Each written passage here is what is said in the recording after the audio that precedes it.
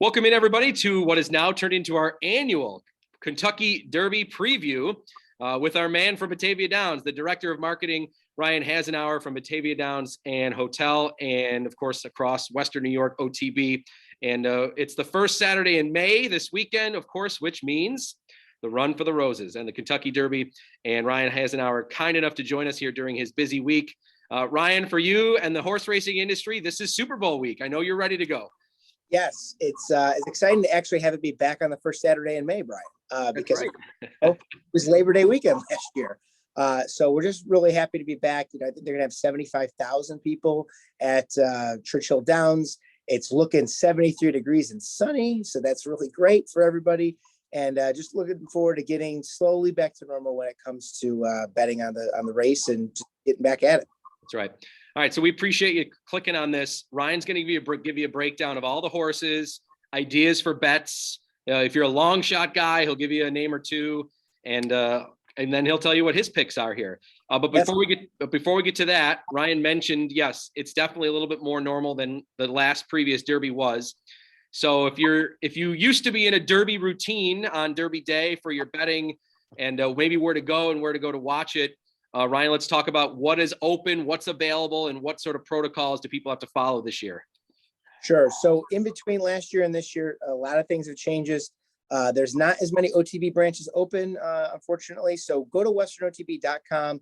You'll find the location of the branch or easy bet near you that is open.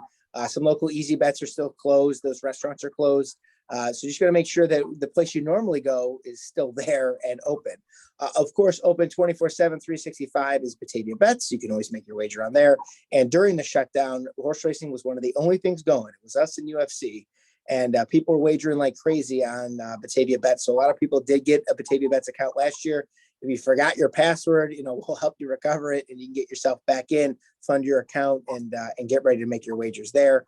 The OTBs will be open at 10 o'clock both Friday and Saturday for advanced wagering. The first race at Churchill Downs on both Friday and Saturday goes off at 10:30 a.m. So there's action all day long.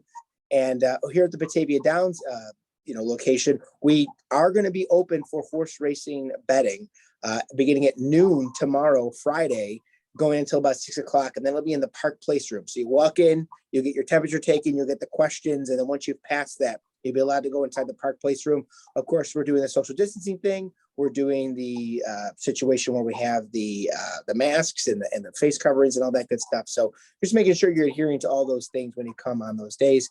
Then we open at 10 o'clock on Saturday, and we'll be accepting people inside Park Place, but also too inside of Grandstand's restaurant. That's going to be for people who want to bet the entire card. And Brian, it's a great card. There's a lot of great races going on besides the Kentucky Derby. And there's limited seating in there. Of course, with all the rules, we have to make sure we adhere to those.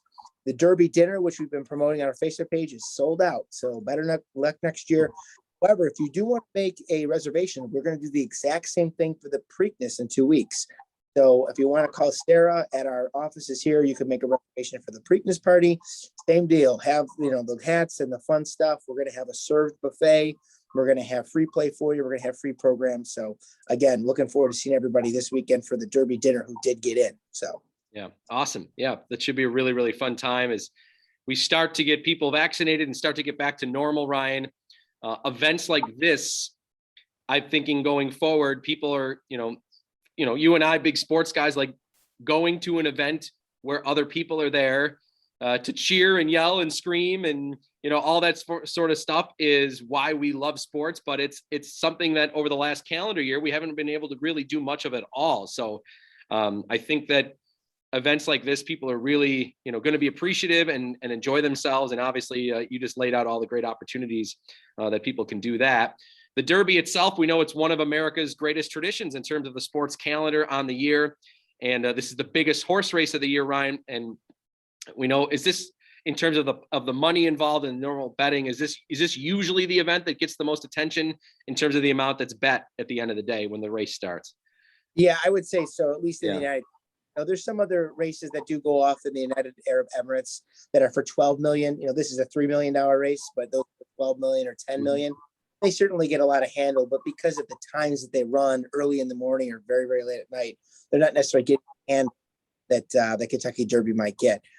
You think about what happened last year when we had some of those, not necessarily a long shot. Authentic paid 1880 to win, but the trifecta, the 50-cent trifecta paid $655. And the year before that, in 2019, before all this madness happened, of course, we had Maximum Security get disqualified, which was crazy. And Country House won, paying $132 for a $2 bet, with the dollar trifecta paying out $11,000. And we did have somebody here who did win it as a result of that top horse getting thrown out. So there's money to be won. It's in there, and just you got to decide whether or not you're going to try to bet the favorites and eke out a little bit of money, or if you're going to say, I'm going to beat the favorite and I'm going to go big with some of these long shots. And if something hits the board, well, then it's your own stimulus package, I guess. That's right. So the Derby, normally the biggest field, correct me if I'm wrong, Ryan, of the Triple Crown races, 20 horses set to go for this, the first of the three. And obviously there's certain horses that have had stronger resumes than others coming in. We're going to go horse by horse here in 1 second, but let's just start with maybe the favorite or two here that everybody's talking about, Ryan. Who's getting the most attention right now? So certainly Essential Quality, the 14, is the favorite. He's 2-1 on the morning line. He's the reigning 2-year-old champ. Those of you that have followed us and followed Todd as he talks on WGR and other places, you'll know that whoever wins the Breeders' Cup Juvenile race, which is for 2-year-olds, will be anointed as the basic Derby favorite already going into the 3-year-old season. Remember, these are all 3-year-old horses, which is why you never see a repeat. It's always 3-year-old horses in this race. So Essential Quality won that race, and then he won his other race that he was going into for the Kentucky Derby, which was the Bluegrass Stakes. So here you got a horse that is undefeated. He's 5-0. He's the juvenile winner. He stalks the lead. He is good in different types of paces. If it's a slow pace, he'll hang back and then he'll close. If it's a fast race, he'll be right near the front and then he'll try to pass somebody at the end, which is exactly what happened in the Bluegrass Stakes. If you go back and watch that race, he was getting beat with a furlong to go, and he just eked it out by a neck to win that race. Now, he would have had enough points to qualify anyway for the Kentucky Derby, but you bring that up, Brian, it's pretty much a wide open field. And sometimes, unfortunately, there's some horses in here which they don't really have a great resume. Usually it takes about 40 Derby points to qualify. Basically, depending on what horse races you win as you lead up to the Kentucky Derby, they call it the road to the Kentucky Derby. You're earning points, 10 points here, 50 points here, 100 points here.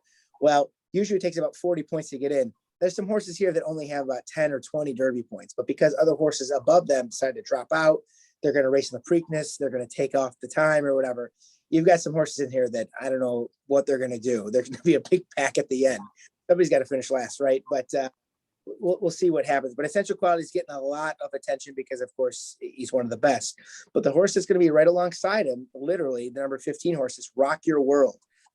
This is a really, really good horse. He has the fastest speed number in the field, and he did pull away in the Santa Anita Derby. He's very, very good, and he's got a lot left in the tank. He didn't have to get ridden all the way out to the end of that race. He had a very nice lead, and he's also been working out very well, as all these horses, as you can imagine, have been shipped to Churchill ahead of time. So he's been training too. So it'll be interesting to see how this race goes. Will some of these horses try to go out to the front and set the pace? Or is it going to be slow fractions, and then some of these closers might have something to say as we get down the stretch? Right. So it's the 147th edition of the Derby. As you mentioned earlier, $3 million purse, 1 1/4 miles, scheduled post time 6:57 p.m. NBC will have coverage starting at 2:30. NBCSN starting earlier in the day at noon. And of course, for all of you listening, for all of our WGR fans here, which we hope you are, we'll have the race as well later in the afternoon. The afternoon Sabres game helping out. So we're gonna have live Derby coverage as well. If you're in your car or you need it on your app, we'll have it for you there on WGR as well. Okay, you mentioned the two favorites, Ryan. Let's go ahead and go through the field horse by horse with a couple of thoughts here from each of them. Obviously, here's the beauty of this video that you're watching. You can take notes and you can pause it. It's just like a school class here. Ryan is essentially your instructor. It's right here. I'm just merely the host here to kind of guide it through, but you can stop. You can even like me here. I might have a little notepad. I'm going to hear what Ryan's got to say, and you can write some things down. So let's start with the first horse, which is Known Agenda, horse number 1. Right now, Known Agenda. This is interesting, Brian, because you've known this because we've been doing this with WGR and everybody forever. Usually the 1 hole is a death sentence because you're going to get pinched. As soon as all the horses run out, someone's going to pinch you, or maybe the 4 or the 5 runs into the 2, who runs into the 3, and then the 1 gets pinched.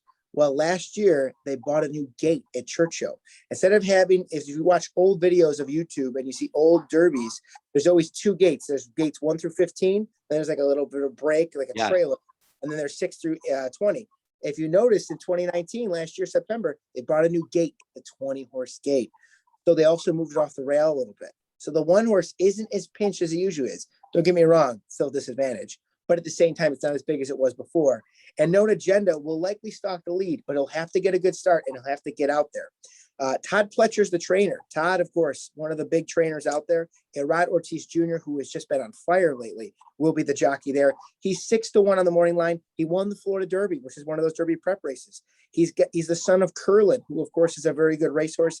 And Rod Ortiz is 2 for 2 on the back of this horse when he rides. So, again, Known Agenda looks to be a pretty good horse. I'm going to be using him probably in 3rd or 4th in some of my exotic bets. Okay. 2 horse is a long shot, as is the 3 and the 4.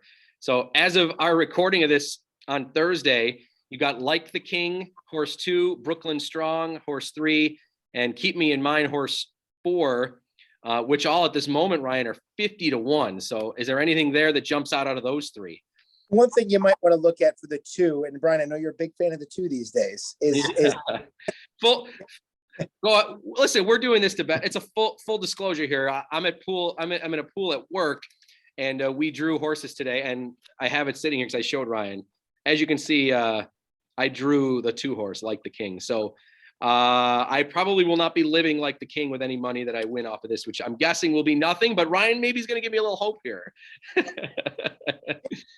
Up race. He won the Jeff Ruby Stakes. And it's funny too, because when I looked this up at first, I was like, I think they spelled stakes incorrectly. I think they spelled stakes, S-T-E-A-K, like you'd spell a steak that you'd eat instead of stakes, like a race stakes. But anyway, it was on a synthetic field. So it's not on dirt. It was on, but if you remember, Animal Kingdom, who won the Derby as a huge long shot, came from a synthetic court field and then went to the dirt. So if you like Animal Kingdom, you know what? Anything can happen on the first Saturday in May. So we'll see what happens. He does have, unfortunately, slow speed figures, so he'll probably stalk the lead. You know, the other 2 horses were both 5th in their respective Derby lead-up races. And unfortunately, one of them is regressing in terms of his speed figures. The other one's making his jockey's making his Derby debut. You can imagine, you know, the first day you walk into work and you're like, oh, okay, you know, try to meet everybody and figure things out. It's not going to be the jockey's first race ever, but it'll be his first Kentucky Derby. So you can imagine that still might be a little intimidating. So I don't know if 3, 4, or 5 is going to factor into anything I have going on. Yeah, 5 is Sainthood as well, another 50-1. So 2, 3, 4, and 5 are all at this moment 50-1 odds. So yeah, good luck if you have any of those in a pool. All right. But the next group, maybe you're kind of in your mid-range here. Is it Obesos is the 6 horse? Is it Mandaloon the 7th, and then Medina Spirit the 8th, 20-1, 15-1, 15-1. What jumps out with that group right there? So Obesos, which of course means kisses in Spanish. Yep. You've got a horse that finished 3rd in the Louisiana Derby, but his lineage is great. He is the son of the 2013 Kentucky Derby winner, Orb. I remember trying to think who the favorite was that day. It might have been between Orb and somebody else, but I remember sitting with you, Brian, I'm sure, at one of the branches, or maybe it was here at Batavia Downs, and talked about Orb and is he going to do it? He's going to do it, and he sure did. Yep. This horse is a closer, but he's also progressing in speed.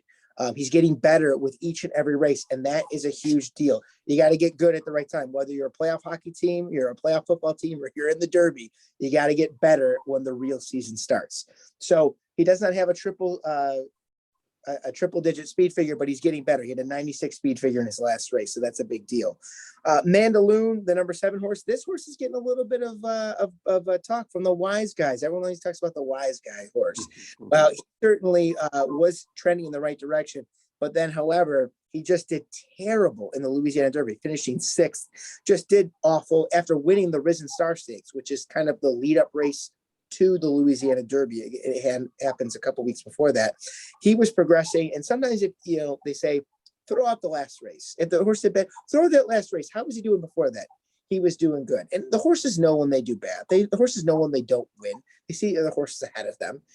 So I would say that if you throw out that last race, you have a little bit of hope for the 7. I think Todd's going to be using him in some of his races as a long shot. And I think I will be too in my 3rd and 4th spots as well. The number 8, Medina Spirit, a Bob Baffert horse with John Velasquez on the back, 2 of the best that have ever done it in the Kentucky Derby.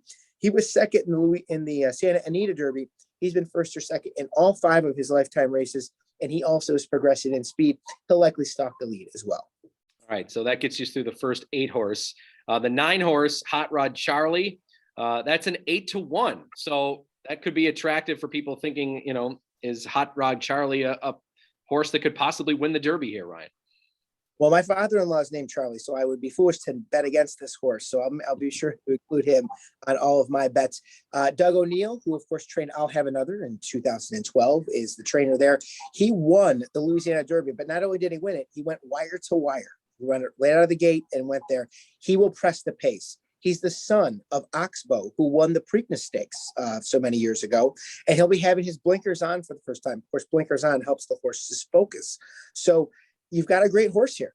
You've got some good lineage. You've got some really good racing in the last couple of weeks. You've got a great trainer. You've got Flavin Pratt on the back, who's a great jockey. The one thing that's a little bit of a knock on him, though, is the number 15 horse, Rock Your World. He's got Joel Rosario. Joel Rosario decided to leave Hot Rod Charlie to go race on the 15 Rock Your World. So you hate to see when a horse loses his jock, but he's still got a great one in Flavin Pratt. So definitely include the 9, I think, in your race, in your bets.